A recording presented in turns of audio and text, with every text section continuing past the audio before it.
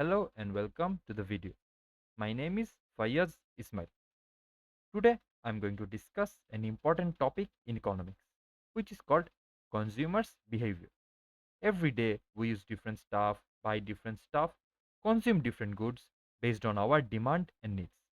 This is where the theory of consumers' behavior and utility comes in. Let's get into details and discuss some important topics on consumers' behavior.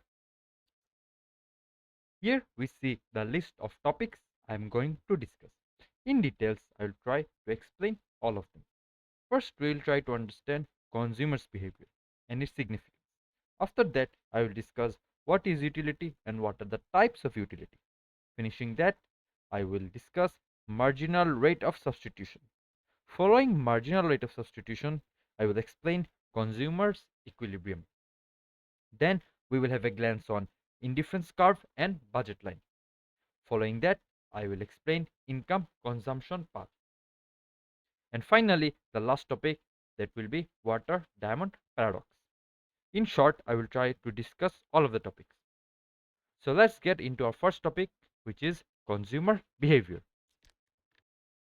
Consumer behavior refers to the study of how individuals and households make decisions regarding the purchase, consumption, and disposal of goods and services. Here we see a formal definition of consumer behavior.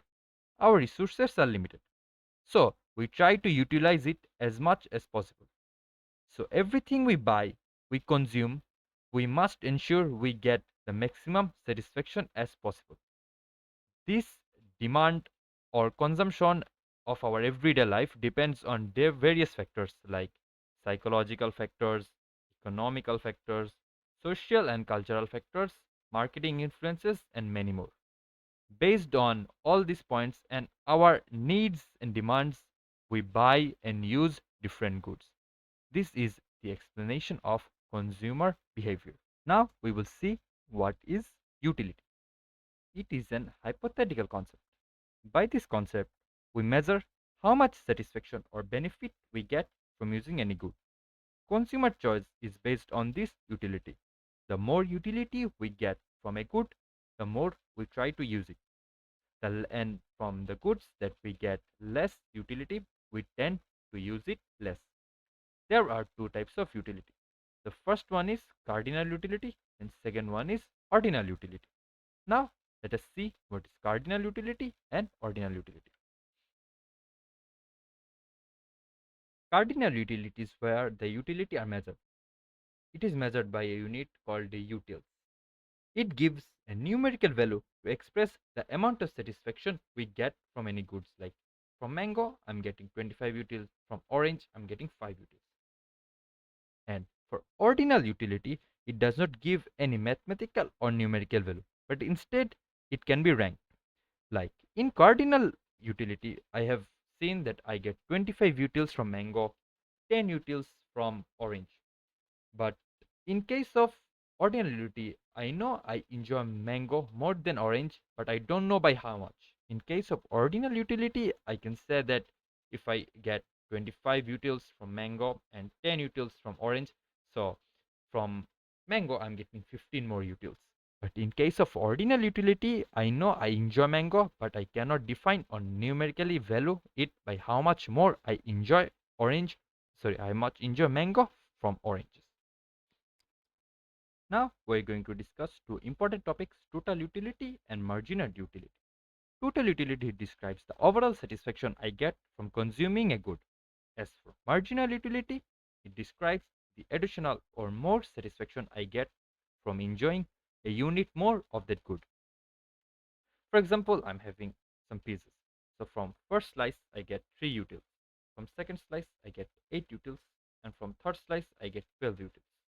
So for total utility, it means the sum of all utils. For example, for third slice, it's the sum of first, second, and third slice. And as in marginal utility, it means how much more satisfaction I get by enjoying an extra unit of that good. For example, from second slice, I get 5 more utils than previous one. From third, I get 4 utils. So for total, it means the overall summation of the total utility I get, and for marginal utility it means the how much utils I get from consuming an additional or one more unit of the good. Now let us see another topic, marginal rate or substitution, or in short MRS.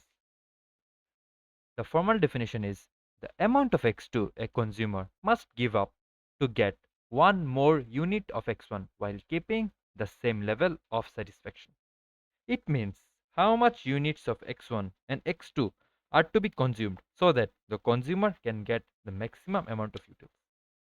If there are two goods A and B, then we must give up some of A to give space to B while keeping the level of utils or satisfaction same. The ratio of decreasing A to increasing B is expressed by marginal rate of substitution. Mathematically, MRS is the change in X2 to X1.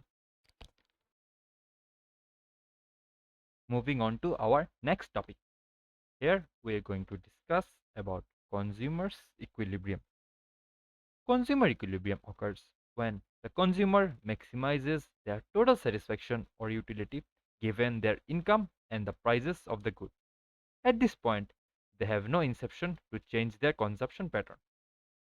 For a consumer to be in equilibrium, while consuming one goods, they should consume up to the point where mu is equal to p, where mu expresses the marginal utility of the good, p expresses the price of the good. So if marginal utility is more than the price, the consumer should buy more of that good. Whereas for the opposite case, where marginal utility is less than the total price, the consumer should buy less of that good.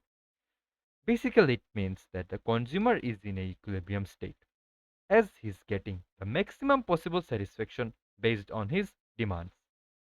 On this budget, it is not possible for him to get any more satisfaction, thus, he has no intention to change the consumption pattern. Moving on to the next topic, that is indifference curve and budget line. An indifference curve is a graphical representation of different combinations of two goods that provide the same level of satisfaction to a consumer, meaning that consumer is indifferent between any point in the curve. In short, it means if there are two goods A and B, and the person may use the good on different combination to get the maximum level of satisfaction. Here we can see three graphs of three different combination, with the red one having the highest utils, then the green one having more utils than the blue, and the blue one having the lowest util. All of these are convex to the origin. We must remember that there are many indifference curves possible with different combination, and most importantly, those curves never intersect each other but stay separated. On to our next topic, budget line.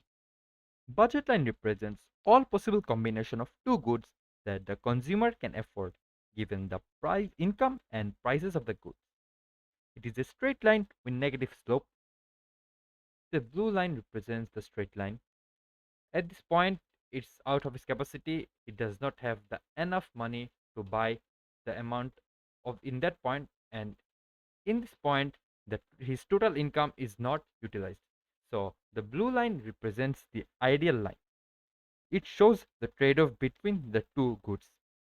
The equation of budget line here is the product of good 1 times the quantity of goods 1 plus the product of good 2 times the quantity of good 2. So what is the difference between indifference curve and budget line? Indifference curve shows different combination of goods that gives the consumer the same level of satisfaction, while the budget line expresses the combinations of goods a consumer can afford given the prices of the goods and his income. On to our next topic, income consumption path.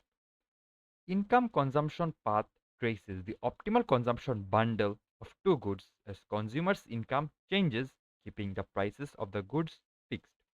It indicates how demand for goods shifts with rise and fall of income, which helps to classify the goods as normal or inferior. The slope and the direction of the curve depend on the consumer's preference and nature of the goods. Basically, when income changes, keeping the prices fixed, the consumer must change his consumption to match the change in income. The income consumption curve helps to find the optimal point in this scenario. As with the help of income consumption path, we can find the optimal consumption in different income. Let's observe the graph. Here in the graph, we can see three different curves for three different incomes. The higher the graph, the more the utils. In the graph, the upward slope indicates that both the goods are normal and backward bending curve indicates that the goods are inferior. The, the locus point indicates the equilibrium, which means that the consumer will get the maximum satisfaction at this point. From the graph, we can say that the ratio of marginal utility of two goods are equal to the ratio of their prices. Here, the marginal utility of product X1 and marginal utility of product X2 ratio is equal to the ratio of price of first product and prices of second product. Similarly, for n goods, we can say that for all goods, the ratio is also fixed. Thus, we can get a constant. So, from here, we can say that for all goods, the ratio of marginal utility and its prices is constant. This is the law of equimarginal principle, which states that the ratio of marginal utility and the prices for all goods are constant. That brings us to the last topic, water-diamond paradox, which is a core concept in economics. This shows how scarcity changes the price and marginal utility of a good. By equimarginal principle, we know that the ratio of marginal utility and prices of any goods are constant. So is the case for water diamond. Water is essential for life and it is abundant in nature, causing a low marginal utility and price. On the other hand, luxury goods like diamond are scarce and so it's more valuable. As a result, its price is high and even the marginal utility is high. So the ratio of marginal utility to price remains constant for both. In this graph, you can see the marginal utility of water is higher than diamond when the quantity is low. As water is essential for our living, so it's more important to us than diamond. But as quantity increases, the marginal utility of water started to decrease. This is because water is much more available to us, so its importance to us decreases. Whereas for diamond, it decreases rather slowly than water because it is less in nature, it has more value, so it is more valuable to us, giving us more marginal utility. So for water's availability and for diamond scarcity, the marginal utility changes along with quantity. With this, I finish covering all the topic on consumers' behavior. Thanks for watching. I hope you enjoyed.